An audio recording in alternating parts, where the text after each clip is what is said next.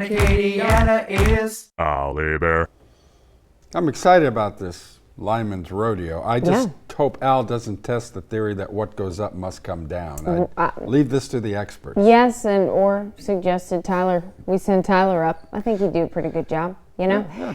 Well, let's see who they're sending and learn a little more about it. Al, how's it going? Oh, I thought he had a hard head. Okay, this is gonna be really cool, guys. Yeah. So, Heather Trudell, set this up for us because this is exciting. So one of the events that's going to be taking place at the rodeo is called the Hurt Man Rescue, where the competitor will gear up and then climb the pole and rescue the life-size mannequin. This competition is to simulate a line worker that has gotten injured on the pole and how his fellow line workers need to help get him down. Okay, so go save a life. So now, I'm amazed that they've got spikes on these. Yes, and so that's what helps him keep traction on the pole. So as you can see, he is climbing it up and he has to secure the mannequin, which in a real life scenario would be his fellow line worker. Wow, okay, so like at that point, I'm a little acrophobic. I'd probably be going, okay, maybe I need a ground job.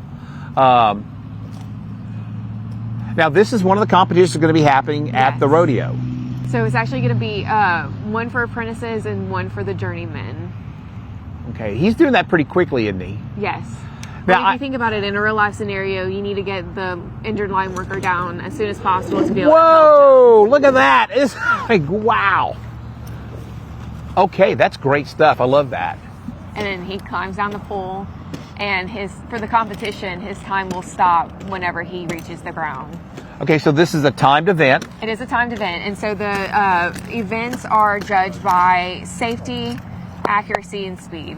Man, he did a great job. I'm surprised how quick he got up there. Yes. And how quickly he got down.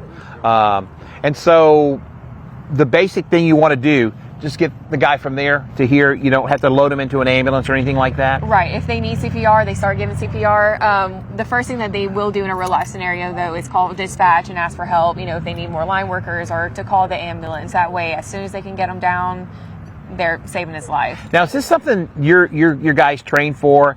Just a normal part of the work? Yes, it's required because you know, God forbid somebody get hurt. We don't want that to happen, obviously. But in the case that it does, they need to be ready so that we can save a life.